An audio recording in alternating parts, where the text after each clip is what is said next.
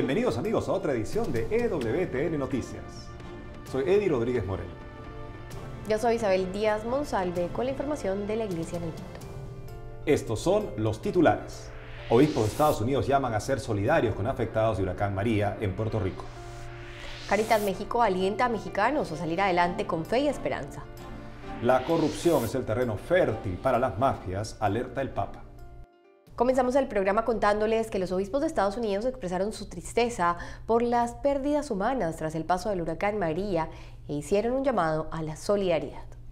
Ante la destrucción que dejó el huracán María en su paso por Puerto Rico, Dominica y las Islas Vírgenes, los obispos de Estados Unidos expresaron su tristeza por las pérdidas humanas y exhortaron a los fieles a que sean solidarios en este tiempo de gran necesidad para aquellos que están en peligro, muchos de los cuales han sido golpeados repetidamente por los sucesivos huracanes, y pidieron dejar a un lado cualquier tentación y desesperación. Los prelados señalaron además que justo cuando se comenzaba la evaluación de los daños materiales y emocionales dejados por el paso de los huracanes Harvey e Irma, llegada la devastación dejada por el huracán María. En su paso por el Caribe, el huracán ha dejado unos 35 muertos, de los cuales 15 son de Puerto Rico, uno de los lugares más afectados. El ciclón golpeó esta isla el miércoles 20 de septiembre con una categoría 4.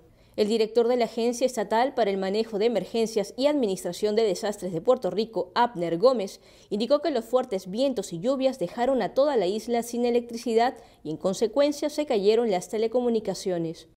En otras noticias, Cáritas México convocó a todas las personas de buena voluntad a unirse en solidaridad con nuestros hermanos mexicanos que han sufrido a causa de los últimos terremotos registrados en el país.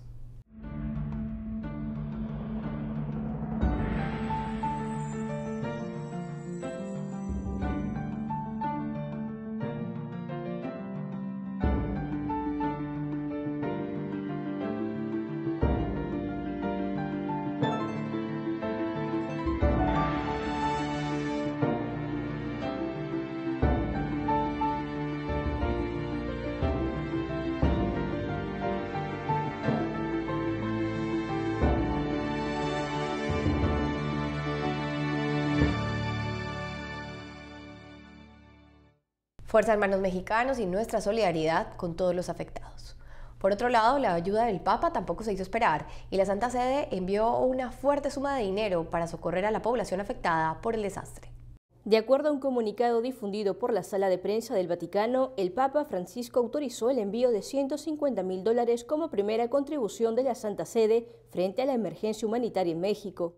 La ayuda económica se hizo a través del Dicasterio para el Servicio de Desarrollo Humano Integral y tiene como fin cubrir las necesidades de los afectados por la catástrofe que dejó cientos de víctimas mortales.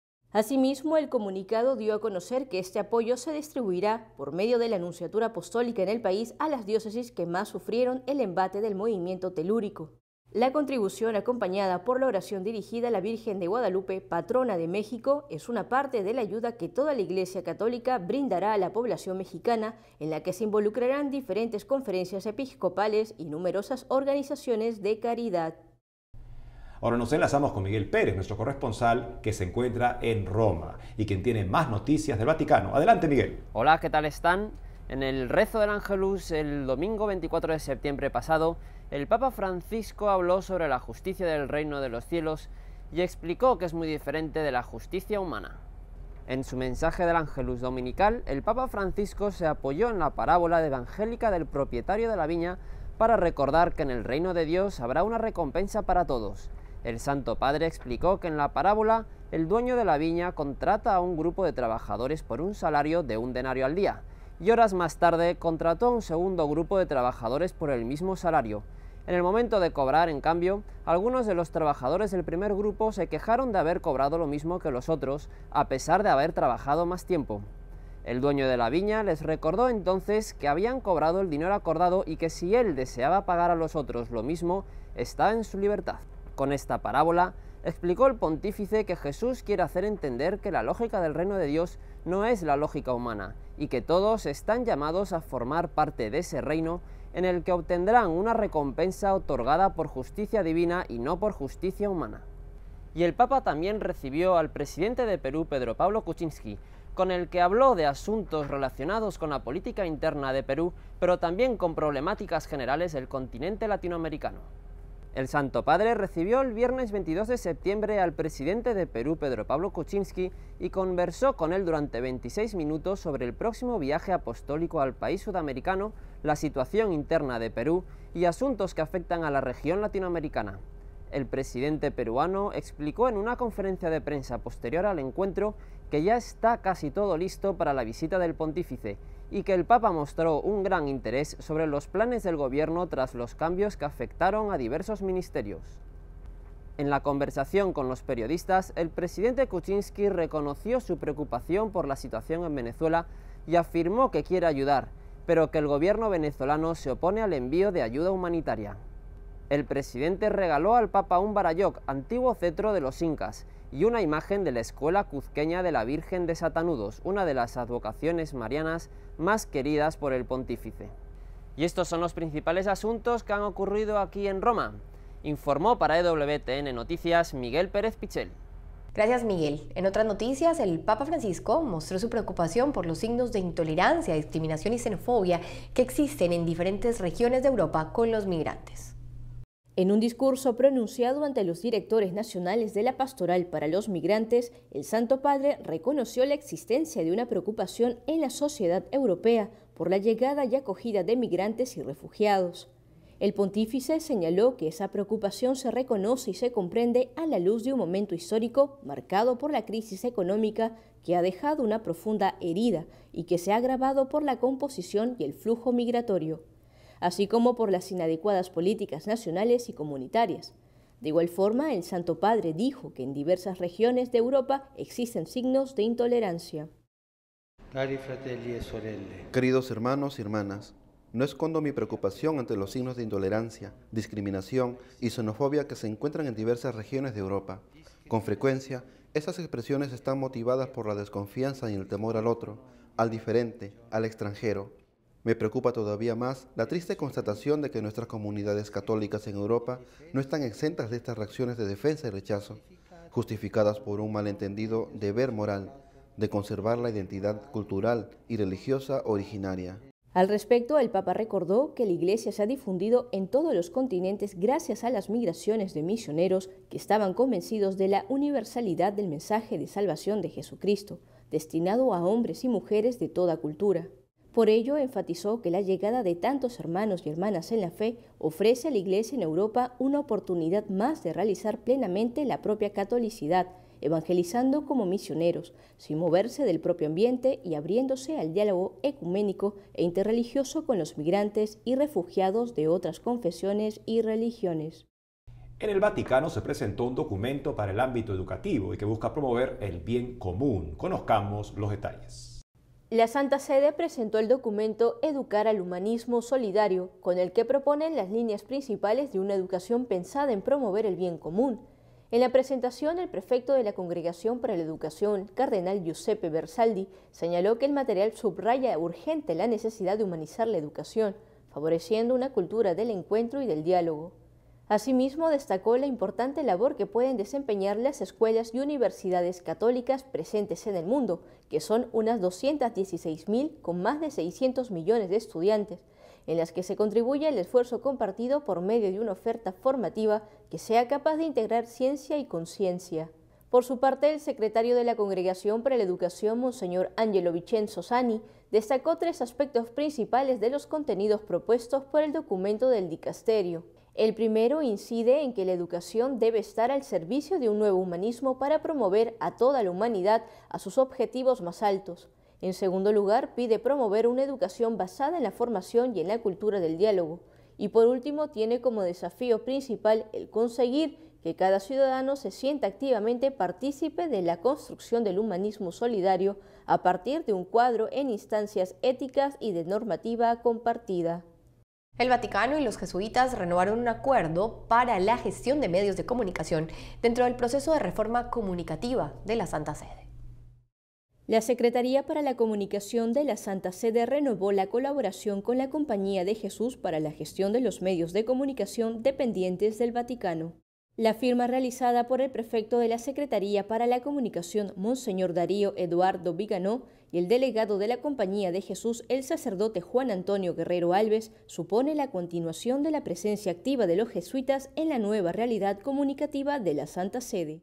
Al respecto, Monseñor Viganó expresó su gratitud a la orden fundada por San Ignacio de Loyola, con la cual en el último año y medio se emprendió un trabajo de discernimiento y replanteamiento de la presencia de los jesuitas tanto en Radio Vaticana como en una realidad mayor. Asimismo, hizo llegar el agradecimiento y la satisfacción del Papa por esta nueva forma de colaboración dentro del proceso de reforma de los medios de comunicación de la Santa Sede. Por su parte, el padre Juan Antonio Guerrero Alves destacó que los tiempos han cambiado y señaló que forma parte de la vocación de la Compañía de Jesús servir a la Iglesia. En un discurso dirigido a los miembros de la Comisión Parlamentaria Antimafia del Parlamento italiano, el Papa Francisco señaló que el problema de las mafias tiene sus raíces en la corrupción. La corrupción siempre encuentra la manera de justificarse, presentándose como la condición normal, la solución de aquel que es astuto o el camino para alcanzar las metas. Tiene un carácter infeccioso y parasitario, ya que no se alimenta de las cosas buenas que produce, sino de todo lo que quita y roba. Estas fueron algunas de las palabras que el Papa Francisco utilizó para describir la corrupción al dirigirse a los miembros de la Comisión Parlamentaria Antimafia del Parlamento italiano que recibió en el Vaticano el pasado 21 de septiembre. El Santo Padre además dijo que el punto de partida siempre sigue siendo el corazón del hombre, sus relaciones, sus apegos, enfatizando que nunca estaremos suficientemente alejados de este abismo, donde la persona está expuesta a las tentaciones del oportunismo, el engaño y el fraude. También señaló que es señal de corrupción una política desviada basada en intereses partidarios y acuerdos poco claros. Por tanto, se llega a sofocar los llamamientos de la conciencia cayendo en el mal banal, confundiendo la verdad con la mentira y aprovechando el papel de la responsabilidad pública. El pontífice además indicó que la lucha contra la mafia es una de las prioridades, ya que esa sustrae el bien común, arrebatando la esperanza y la dignidad de las personas. Finalmente, el Papa Francisco recordó a todas las personas que en Italia han pagado con su vida por esta lucha. Siguiendo con sus gestos de cercanía con los más necesitados, el Santo Padre visitó por sorpresa a personas con discapacidad. Veamos. Continuando con los Viernes de Misericordia, el Papa Francisco visitó por sorpresa el 22 de septiembre la Fundación Santa Lucía, un centro en Roma especializado en la rehabilitación de pacientes con déficit cognitivo y de movimiento, donde se tratan patologías derivadas del ictus, lesiones medulares, Parkinson y esclerosis múltiple. Alrededor de las 4 de la tarde, hora de Italia, el Santo Padre llegó a la fundación, siendo acogido con alegría y sorpresa por las personas que en ese momento estaban en la zona de parqueo vehicular del complejo hospitalario. Al respecto, la Santa Sede informó a través de un comunicado que la visita del pontífice a la zona de rehabilitación de niños afectados por patologías neurológicas fue particularmente emocionante. El Papa Francisco compartió con ellos e intercambió algunas palabras de consuelo con los padres. El texto también precisa que el Santo Padre ha visto con gran atención los ejercicios que realizan los niños para adquirir o recuperar la estabilidad motora. Además, el pontífice también visitó a los pacientes entre 15 y 25 años que son tetraplégicos o parapléjicos productos de accidentes de tránsito, así como también la zona donde son atendidos los ancianos. Después de rezar en la capilla del Centro de Salud, el Santo Padre volvió a la Casa Santa Marta. Como ya se sabe, los Viernes de Misericordia fueron iniciados por el Papa Francisco durante el Jubileo de la Misericordia, que se traducen en gestos de cercanía y de apoyo dedicados a los más necesitados y menos afortunados. Amigos, tenemos que hacer una pausa, pero al volver, cardenales de España piden evitar confrontación sobre el referéndum en Cataluña. Gobierno de Paraguay rechaza ideología de género en educación. Sentencian a joven que destrozó imagen de Cristo en Chile. Ya regresamos con más en EWTN Noticias.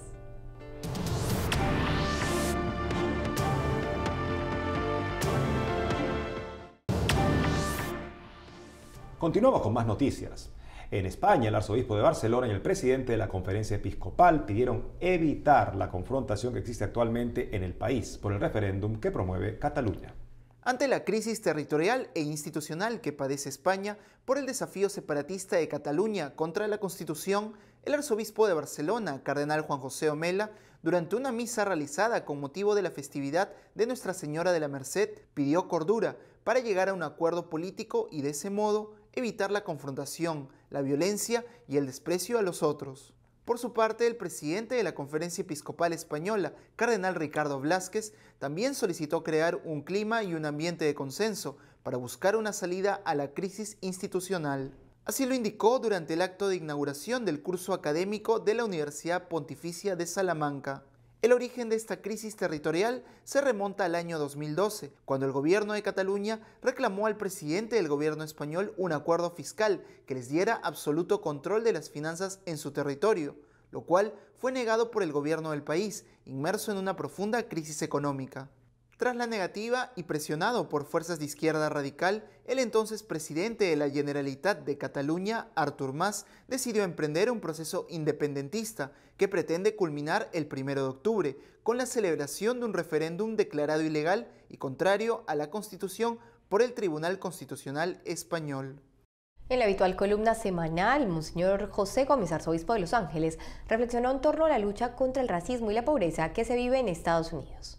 Tras los ataques y protestas raciales ocurridos hace un tiempo en Estados Unidos, el arzobispo de Los Ángeles, Monseñor José Gómez, hizo una significativa reflexión sobre el poder del amor.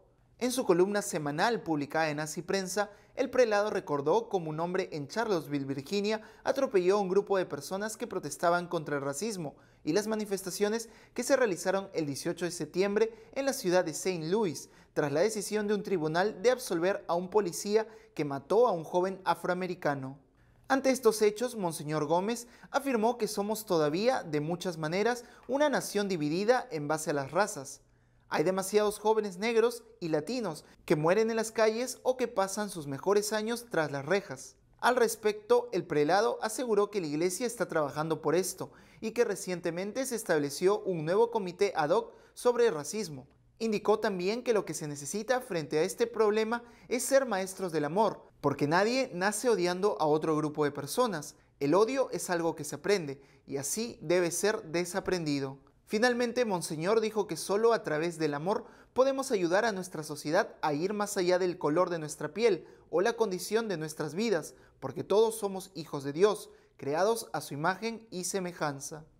Según el informe anual de 2016 de la Pastoral Penitenciaria de la Conferencia Episcopal Española, miles de personas encarceladas recibieron atención pastoral por parte de la Iglesia. Según el informe anual de 2016 de la Pastoral Penitenciaria de la Conferencia Episcopal Española, más de 2.500 personas recibieron atención pastoral en 67 casas de acogida durante sus permisos penitenciarios o tras quedar en libertad, y más de 6.000 presos se beneficiaron de ayudas económicas. El trabajo pastoral realizado por la Iglesia Católica en España es posible gracias a una amplia red de más de 2.000 voluntarios, de los cuales 1.918 trabajan dentro de las prisiones y 421 fuera de ellas. En este sentido, el director del Departamento de Pastoral Penitenciaria de la Conferencia Episcopal Española destaca en el informe la importancia del compromiso humano con esta pastoral y señala que tanto los sacerdotes laicos, religiosas y religiosos son el rostro del Evangelio en la cárcel y el instrumento de la Iglesia diocesana en prisión. Además, subrayó que los voluntarios de prisiones son los brazos, los ojos, los oídos y la boca de la Iglesia en la cárcel. El gobierno de Paraguay manifestó su rechazo a la ideología de género y aseguró que la Constitución del país reconoce a una familia tradicional conformada por el padre, la madre y los hijos. En una reciente conferencia de prensa, el ministro de Educación de Paraguay, Enrique Riera, declaró que la Constitución del país reconoce una familia tradicional conformada por papá, mamá e hijos, basándose en el artículo 52 de la Carta Magna, y aseguró que descartarán el material que promueve la ideología de género dejado por el gobierno anterior. Riera lamentó la confusión y críticas luego de difundirse en redes sociales que las escuelas del país mostraban al género como una construcción social. Ante esto, el ministro responsabilizó al gobierno anterior por firmar un convenio con un colectivo homosexual llamado Somos Gay, lo cual causó el ingreso de contenidos de este tipo en la página web del ministerio y que quedaron vigentes. Como cabeza de la cartera de Educación, Enrique Riera aseguró que su postura personal está alineada a la Constitución del país, ya que la unión en matrimonio del hombre y la mujer es uno de los componentes fundamentales en la formación de la familia. Y agregó que si bien se respetan posiciones diferentes, no se inculcará ninguna enseñanza relacionada a la ideología de género en las escuelas públicas. Pues este es un ejemplo para celebrar, para aplaudir, y esperemos que muchas personas, otros gobiernos puedan unirse a esta iniciativa de Paraguay. Increíble que defender a la familia te haga, del punto de vista de ciertos organismos internacionales, un tipo de paria de la comunidad internacional. Por eso también aplaudimos la valentía del gobierno de Paraguay. Ahora tenemos información desde Chile, donde se ha sentenciado a uno de los jóvenes que en el año 2016, durante una marcha estudiantil, atacó la Iglesia de la Gratitud Nacional. El Cuarto Tribunal de Juicio Oral Penal de Santiago de Chile encontró culpable a Byron Arturo Pilquinao Lorca, de 19 años, por atacar en el 2016 la emblemática Iglesia de Gratitud Nacional y romper la imagen del Cristo crucificado durante una marcha estudiantil.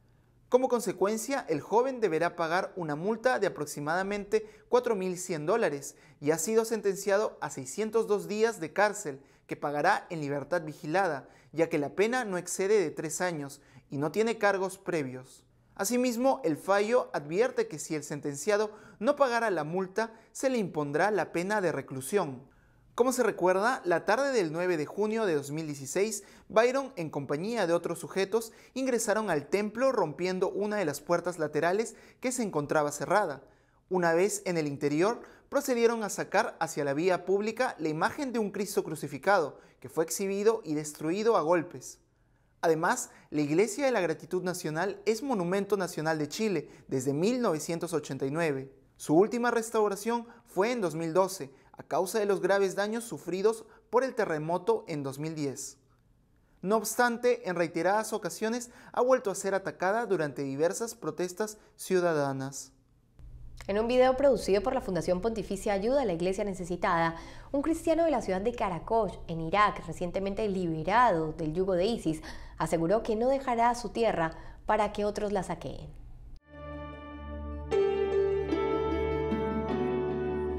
قبل ما نهاجر احنا كنت فلاح مزارع صاحب حقول دواجن وصاحب حقول تربيه وتسمين حقل تربيه وتسمين العجول صاحب فندق وصاحب اموال واملاك ومزارع.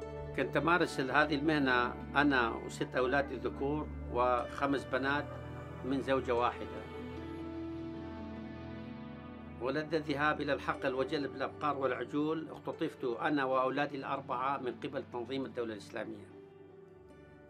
احنا بهذا البلد ولدنا في هذه الأرض وعشنا في هذه الأرض وسنبقى في هذه الأرض. ولدنا في هذه الأرض وعشنا في هذه الأرض وسنبقى في هذه الأرض رغم ما حدث للمسيحيين منذ مجيء الإسلام إلى داعش. لأن المسيحية تعرضت للاضطهاد والتنكيل الديني منذ مجيء الإسلام إلى داعش.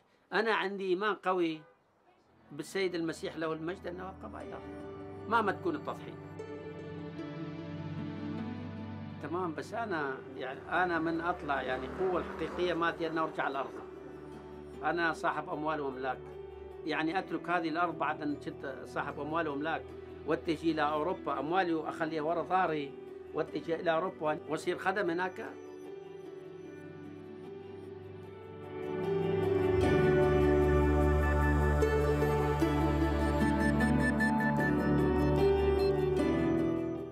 El pasado 20 de septiembre, el Vaticano ratificó la decisión de firmar el tratado sobre la prohibición de armas nucleares ante la Asamblea General de la ONU. Veamos los detalles.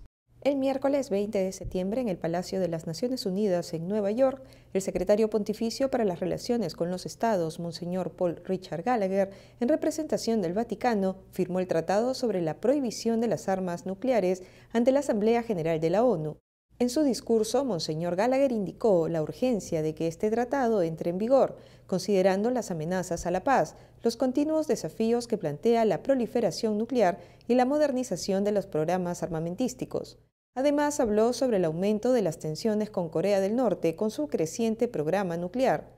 Asimismo, lamentó el lenguaje amenazante y la muestra de poder nuclear como forma de intimidación. Es por esto que animó a incrementar los esfuerzos para lograr el desarme nuclear y recordó que la paz no se fundamenta en la aniquilación de otros. El tratado entrará en vigor para la Santa Sede y para el Estado de la Ciudad del Vaticano 90 días después de la ratificación del documento. En otras noticias, en Estados Unidos beatificaron al primer mártir estadounidense que sirvió a indígenas en Guatemala.